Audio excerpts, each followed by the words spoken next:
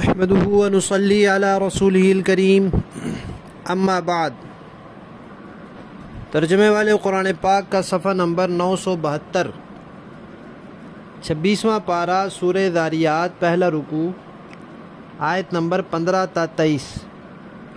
اعوذ باللہ من الشیطان الرجیم، بسم اللہ الرحمن الرحیم۔ ان المتقین فی جنات وعیون آخذین ما آتاہم ربهم انہم كانوا قبل ذلك محسنین كانوا قليلا من الليل ما يهجعون وبالأسحار هم يستغفرون وفي أموالهم حق للسائل والمحروم وفي الأرض آيات للموقنين وفي أنفسكم أفلا تبصرون وفي السماء رزقكم وما توعدون فورب السماء والأرض إنه لحق مثل ما أنكم تنطقون۔ صدق اللہ العظیم۔ گزشتہ آیات میں قیامت کے منکرین کا تذکرہ آیا تھا کہ وہ استہزاء کے طور پر پوچھتے ہیں کہ قیامت کب آئے گی، جلدی آ جائے۔ تو بتایا تھا کہ جس دن آئے گی اس دن ان کو آگ پر تپایا جائے گا اور پھر ان سے کہا جائے گا کہ اپنی شرارتوں کا مزہ چکھو۔ قرآن پاک کا یہ اسلوب اور طریقہ ہے کہ جب منکرین کے انجام کا تذکرہ کرتا ہے تو متقین کے انجام کا تذکرہ بھی کرتا ہے، تاکہ منکرین اس برے انجام سے بچیں اور اچھے انجام کی طرف آئیں۔ تو اب متقین کا تذکرہ ہے اور ان کی کچھ صفات ہیں۔ تو فرمایا کہ جو تقوی والے لوگ ہوں گے، یعنی ایمان جمع تقوی، ایمان کے بغیر تقوی نہیں ہو سکتا، وہ باغات میں ہوں گے اور چشموں میں ہوں گے، اور جو کچھ اللہ تعالیٰ کی طرف سے انہیں انعامات دیے جا رہے ہوں گے وہ اپنے وہ انعامات وہاں وصول کر رہے ہوں گے۔ اور یہ متقی لوگ ان باغات میں، ان چشموں میں کیوں ہوں گے؟ اس لیے کہ اس سے پہلے یہ نیکی کرنے والے تھے۔ جب یہ دنیا میں تھے تو محسن تھے، نیکی کرنے والے تھے، نیکوکار تھے، یہ پہلی صفت ہو گئی۔ اور نیکیوں میں ایک بڑی نیکی یہ تھی خاص ان کی کہ راتوں کو عبادت کرتے تھے، راتوں کو کم سوتے تھے۔ ایسا نہیں کہ دن بھر دنیا کے کاموں میں لگے رہے اور رات بھر سوتے رہے، نہ دن میں خدا کے لیے زیادہ وقت نکالا اور نہ رات میں نکالا۔ فرائض واجبات تو پورے کرنے ہی ہوتے ہیں، اس کے علاوہ بھی اللہ تعالیٰ کی عبادت کے لیے وقت نکالنا ضروری ہے، تب جا کر انسان متقی، تقوی والا اور بنتا ہے اور اللہ کا قرب حاصل کرتا ہے۔ تو فرمایا کہ یہ راتوں کو کم سوتے تھے اور رات میں عبادت کرنے کے بعد پھر اپنی عبادت پر مغرور نہیں ہوتے تھے، اپنے آپ کو بڑا بزرگ نہیں سمجھتے تھے، بلکہ سحری کا وقت ہوتا تھا تو اللہ سے توبہ استغفار کرنے لگ جاتے تھے کہ نہ جانے ہماری عبادت اس قابل ہے بھی یا نہیں کہ اللہ کے ہاں قابل قبول ہو۔ 3 صفات ہو گئیں، پہلی یہ کہ نیکوکار تھے، دوسری یہ کہ راتوں کو کم سوتے تھے، اور تیسری یہ کہ سحری میں استغفار کرتے تھے۔ چوتھا یہ کہ اپنے مالوں کو سنبھال کر نہیں رکھتے تھے،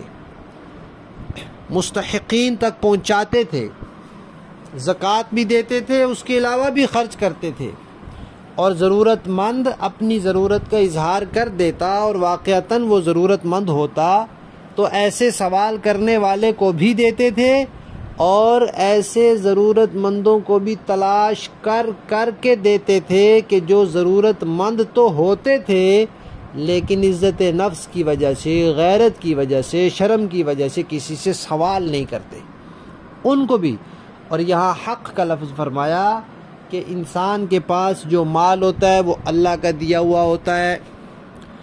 اپنی محنت کا سبب صرف نہیں ہوتا، ورنہ اس جتنی محنت دوسرے لوگ بھی کر رہے ہیں ان کو اتنا مال کیوں نہیں ملا؟ بہت سے لوگ ایسے ہیں جو اس سے زیادہ محنت کر رہے ہیں لیکن اتنا مال ان کو نہیں مل رہا، تو یہ اللہ دے رہے ہیں۔ تو جو اللہ مال دے رہے ہیں اس نے اس مال میں حق رکھ دیا ہے ان ضرورت مندوں کا بھی جو سائل ہیں، سوال کرنے والے ہیں، اور ان ضرورت مندوں کا بھی جو عزت نفس کی وجہ سے، شرم کی وجہ سے سوال نہیں کرتے۔ تو دونوں کا حق رکھا ہے، سوال کرنے والوں کی چھان بین کرو، اگر وہ مستحق ہیں ان کو بھی دو، اور جو سوال نہیں کرتے ان کو بھی تلاش کرو، مستحقین ہیں تو دو۔ اس کے بعد فرمایا کہ جو لوگ قیامت کے منکر ہیں وہ ذرا اس بات میں غور کریں کہ زمین میں بڑی نشانیاں ہیں، بڑی نشانی ہے اللہ تعالیٰ کی، اگر ان پر غور کیا جائے تو انسان کے لیے بالکل کھلی بات ہے، آرام سے انسان کو یقین آ سکتا ہے، لیکن کوئی یقین کرنے والا تو ہو۔ پھر اسی طرح خود انسان کی اپنے وجود میں، اپنی ذات میں بڑی نشانیاں ہیں۔ یہ دنیا یہ عالم کبیر ہے اور انسان عالم صغیر ہے۔ اس انسان کے اندر کتنی نشانیاں، کیسے قطرہ تھا اور اس سے کیسے اللہ نے انسان بنا دیا۔ دنیا کا کوئی کارخانہ انسان تیار کر سکتا ہے؟ نہیں کر سکتا، یہ اللہ کرتے ہیں۔ تو اس انسان کے اندر غور کرو، پھر اللہ کی یہ قدرت بھی دیکھو کہ اس نے آسمانوں میں تمہارے لیے رزق بھی رکھا ہے اور جس چیز کا تم سے وعدہ کیا جاتا ہے اس کو بھی رکھا ہے۔ یعنی ایک تو اس سے مراد لوح محفوظ ہے کہ لوح محفوظ میں اللہ نے رزق بھی رکھ دیا ہے، لکھ دیا ہے کہ کس کو کتنا جانا ہے، کب جانا ہے، اور قیامت کا بھی لکھ دیا ہے کہ قیامت کب آنی ہے۔ اور یا پھر اس سے مراد عالم بالا ہے کہ انسان کے رزق کے فیصلے عالم بالا میں ہوتے ہیں اور وہاں سے رزق آتا ہے، اور قیامت بھی عالم بالا ہے۔ انسان کو جو دھمکیاں وغیرہ دی جاتی ہیں وہ سب عالم بالا کی چیزیں ہیں۔ اللہ تعالیٰ آخری آیت میں قسم کھا کے فرماتے ہیں، آسمان اور زمین کے رب کی قسم، قیامت کا آنا بالکل برحق ہے، اور اے انسان تو جو بول رہا ہے، تو گفتگو کر رہا ہے، زبان ہلا رہا ہے، جتنا تجھے اپنا اس بولنے پہ یقین ہے اس سے زیادہ کہیں قیامت کے ہونے کا یقین ہونا چاہیے۔ جیسے تمہارا بولنا برحق ہے، قیامت بھی برحق ہے۔ تم بول رہے ہو، تمہیں کیسا زوردار یقین ہے جس میں کسی شک شبے کی کوئی گنجائش نہیں ہے کہ تم بول رہے ہو، گفتگو کر رہے ہو، تو ایسے ہی قیامت بھی یقینی ہے، اس میں بھی کی شک شبہ نہیں ہونا چاہیے۔ لفظی معنی دیکھیے، ان بے شک المتقین تقوی والے لوگ فی جنات باغات میں ہوں گے، وعیون اور چشموں میں، آخذین لے رہے ہوں گے، ما جو کچھ آتاہم انہیں دیں گے، ان کو دیں گے، ربہم ان کے پروردگار، یعنی جو کچھ دیا ہوگا ان کو ان کے پروردگار نے وہ وصول کر رہے ہوں گے، حاصل کر رہے ہوں گے۔ انہم بے شک وہ لوگ کانو تھے قبل ذالک اس سے پہلے، محسنین نیکی کرنے والے، کانو تھے قلیلاً تھوڑا، من اللیل رات میں، ما یہجعون وہ سوتے، وبالاسحاری اور سحری کے وقت، ہم وہ لوگ یستغفرون استغفار کیا کرتے تھے، وفی اموالہم اور ان کے مالوں میں، حق تھا، للسائلی سوال کرنے والے ضرورت مند کا بھی، والمحروم اور سوال نہ کرنے والے ضرورت مند کا بھی، وفی الارض اور زمین میں، آیات نشانیاں ہیں، للموقنین یقین کرنے والوں کے لیے، وفی انفسکم اور تمہارے اپنے نفسوں میں بھی نشانیاں ہیں، افلا تبصرون کیا تمہیں دکھلائی نہیں دیتا، وفی السماء اور آسمان میں، رزقکم تمہاری روزی بھی ہے، وما توعدون اور جس چیز کا تم سے وعدہ کیا جاتا ہے وہ بھی ہے، فورب السماء تو قسم ہے آسمانوں کے رب کی، والارض اور زمین کے رب کی، انہو بے شک وہ قیامت لحق بالکل برحق ہے، مثلا ایسے ما انکم جیسا کہ تم لوگ تنطقون گفتگو کر رہے ہو، تمہارا بولنا برحق ہے تو قیامت کا آنا بھی برحق ہے۔ با محاورہ دیکھیں جی، ان المتقین فی جنات وعیون، متقی لوگ بے شک باغوں اور چشموں میں اس طرح رہیں گے، آخذین ما آتاہم ربهم انہم کانوا قبل ذلک محسنین، کہ ان کا پروردگار انہیں جو کچھ دے گا اسے وصول کر رہے ہوں گے، وہ لوگ اس سے پہلے ہی نیک عمل کرنے والے تھے۔ کانوا قلیلا من اللیل ما یہجعون، وہ رات کے وقت کم سوتے تھے، وبالاسحار هم یستغفرون،